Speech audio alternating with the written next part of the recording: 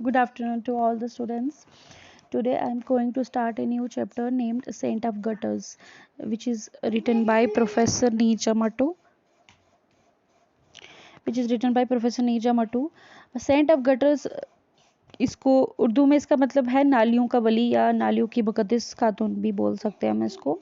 और ये टाइटल दिया गया था मदर टेरेसा को। ये टाइटल उनको इसलिए दिया गया था क्योंकि वो गरीब, बीमार, लावारिस और नालियों के किनारे पड़े जो भी बेसहारा लोग थे उनकी खिदमत किया करती थी।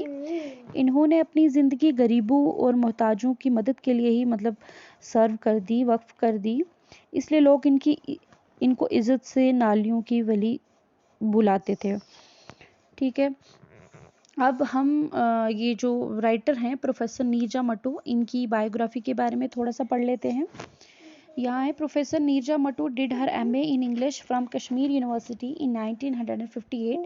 She became professor and principal in 1981 in Government College for Women, MA Road, from where she had graduated in 1956. She stayed in the same college till her retirement in 1995. She was awarded a visitorship by the British Council in order to research at the Oxford University in 1984. She was also awarded a senior fellowship in literature by the Ministry of Human Resource Development, Government of India in 1998 to work on 4 Kashmiri women poets. अब यहाँ पर क्या बोला गया है कि जो नीरजा मट्टू थी, इन्होंने 1958 में कश्मीर यूनिवर्सिटी से MA किया। वो government college for women MA road Srinagar में प्रोफेसर और प्रिंसिपल रही और 1995 में रिटायर हुई। इन्होंने 1984 में ऑक्सफोर्ड यूनिवर्सिटी में तहकीक के लिए ब्रिटिश काउंसिल की तरफ से इनको एक विजिटिंग स्कॉलरशिप मिली और 1984 में ही इनको ministry of human resource development की तरफ से सीनियर फेलोशिप मिली। किसमें? लिटरेचर में। Her publication include Kashmir, Jammu and Ladakh, A Trefoil Land, The Stranger Beside Me, Contemporary Kashmiri Short Stories, Saal, A Feast of Kashmiri Cooking। ये इनकी कुछ मशहूर जो थी पब्लिकेशंस थी जिनकी वजह से इनको बड़ी महारत मिली। Neerja Mattoo lives in Srinagar with her husband. Neerja Mattoo जो थी वो कश्मीर में श्रीनगर में अपने हस्बैंड के साथ रहती थी। How many of us are willing to devote our life for the betterment of the poor and the needy. True worship lies in the service of mankind. अब यहाँ पर ये बोला गया है कि हम में से कितने ही लोग अपनी ज़िंदगी गरीबों और ज़रूरतमंद की भलाई के लिए हम डेडिकेट करते हैं या सर्व करते हैं उनके लिए, और कितने हम में से तैयार हैं ऐसा करने के लिए, क्योंकि असल इबादत तो इंसानी खिदमत में ही होती है।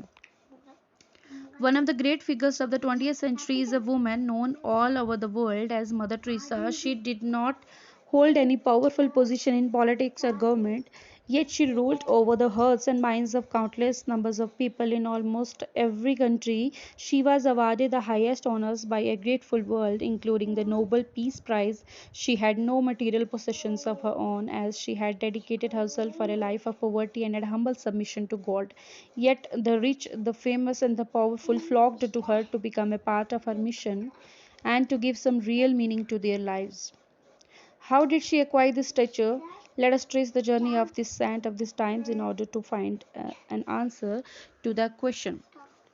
अब जो ये मदर टेरेसा के बारे में बताया गया कि वो 20th सेंचुरी 20वीं सेंचुरी की नोबल पर्सनालिटी थी जिन्हें दुनिया मदर टेरेसा के नाम से जानती थी। इन्होंने कभी भी जो पॉलिटिकल या गवर्नमेंट कोई पोजीशन नहीं होल्ड की, ना ही इनको इंटरेस्ट था, लेकिन इनकी मोहब्बत और खिदमत ने लोगों के दिल जीत लिए।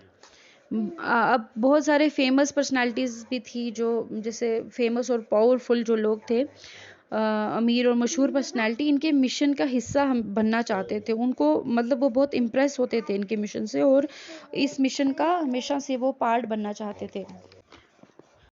इन्होंने नोबल पीस प्राइज़, जो मदर टेरेसा ने नोबल पीस प्राइज़ के साथ साथ और भी बहुत सारे ऑनरिंग अवार्ड्स इनको मिले।